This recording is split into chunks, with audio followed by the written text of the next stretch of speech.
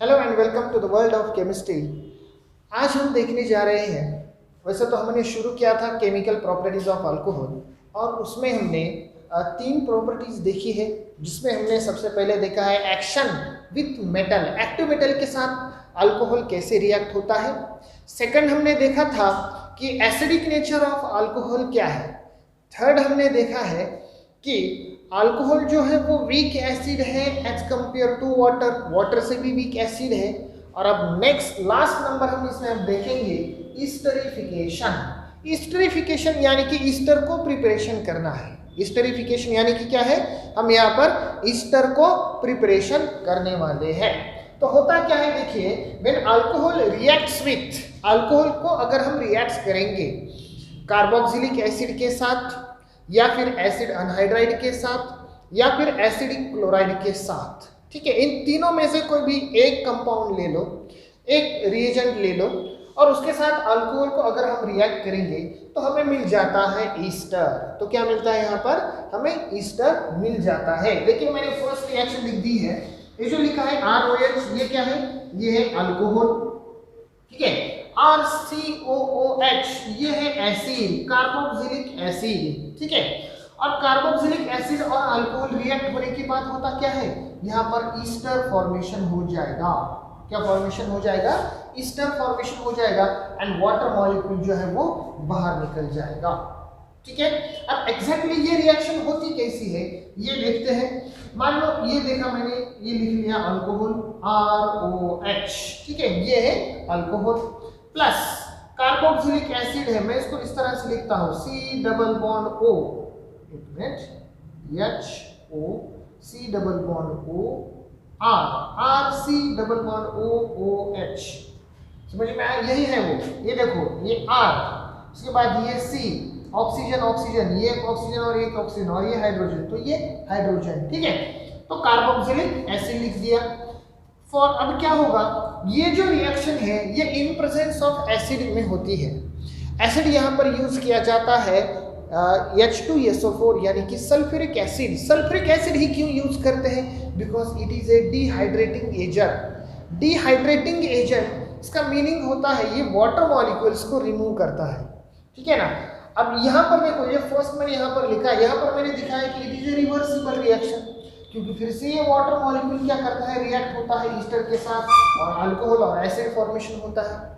लेकिन हमें सिर्फ ईस्टर ही चाहिए, तो यहाँ पर यूज करना पड़ता है sulphuric acid. Sulphuric acid use करने के बाद ये वाटर मॉलिक्यूल यहाँ से निकल जाएगा तो ईस्टर बचेगा। अब वाटर मॉलिक्यूल अगर रिमूव होता है तो ईस्टर बाद में टूटकर फिर से एसिड और अल्कोहल में तो कन्वर्ट नहीं होगा, ठीक है। इसीलिए हम क्या करते हैं, यहाँ पर एसिड यूज करते हैं, सल्फ्यूरिक एसिड। अब होता क्या है वो देखो, अब एसिड जो है ये है एसिड, एसिड का OH, एसिड का कौन सा, oxygen and hydrogen, and alcohol का H, ये इतना जो है इतना पार्ट बाहर निकलता है, हाइड्रोजन हाइड्रोजन ऑक्सीजन क्या बन गया, H2O बन गया, ठीक है। अब बचा क्या, RO, ठीक है, तो लिखेंगे हम जैसे वहां पर RO, ऑक्सीजन हाइड्रोजन निकल गया तो ये ऑक्सीजन डायरेक्टली कनेक्ट होगा इस कार्बन को, तो लिखेंगे कार्बन डबल बॉन्ड ऑक्सीजन और ये R, ठीक है, ये R' है, ये R। तो इसी तरह से बन गया हमारा ईस्टर। इस तरह से बनता है ईस्टर। समझ में आया आपको ईस्टर कैसे बना, कब बना ईस्टर, अगर अल्कोहल को हमने कार्बोक्सिलिक एसिड के साथ रिएक्ट कर दिया तो, ठीक है। अब सेकंड देखते हैं, सेकंड में हमें क्या कहा है, कार्बोक्सिलिक एसिड, एसिड क्लोराइड। अब यहाँ पर एसिड क्लोराइड ले लेते हैं, ROH alcohol plus acid chloride क्या है, RC डबल बॉन्ड OCl, ठीक है, इसे कहा जाता है एसिड क्लोराइड, ठीक है, एसिड क्लोराइड। अब होगा क्या, यहाँ का हाइड्रोजन, अल्कोहल का हाइड्रोजन और यहाँ का क्लोरीन ये बाहर निकल जाएंगे, तो यहाँ पर HCl बाहर निकल जाएगा।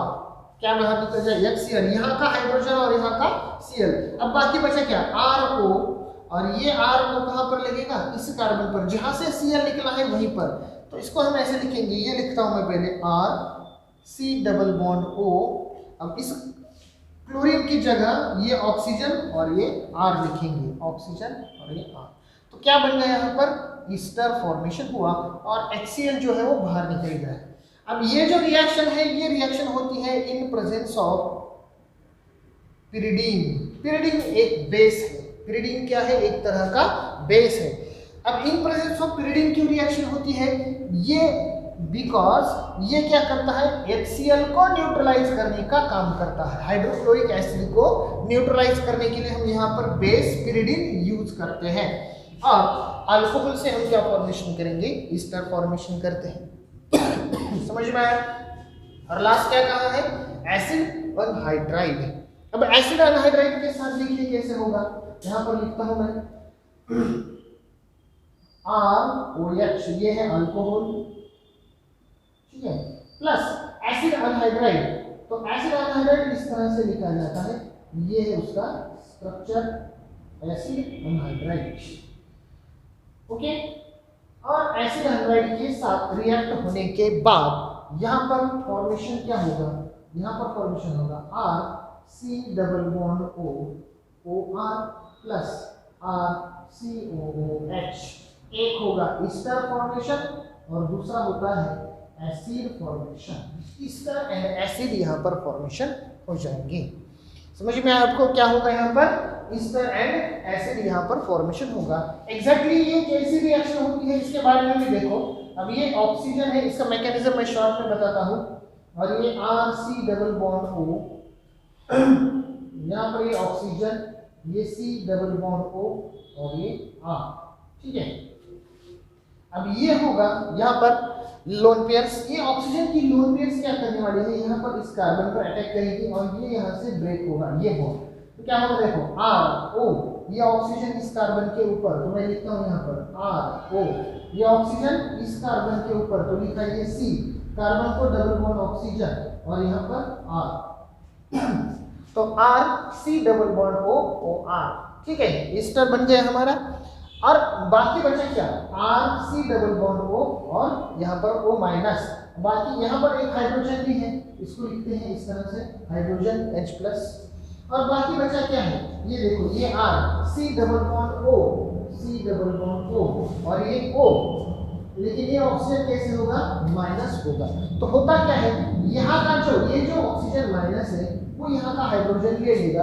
तो इसको मैं डायरेक्टली यहाँ पर लिखता हूँ, हाइड्रोजन ट्रांसफर हुआ इस ऑक्सीजन के ऊपर, तो बनेगा RC डबल बॉन्ड OH, यानी कि कार्बोक्सिलिक एसिड। तो इस तरह से हम क्या करते हैं, यहाँ पर ईस्टरिफिकेशन रिएक्शन करते हैं और अल्कोहल से ईस्टर फॉर्मेशन किया जाता है, ठीक है।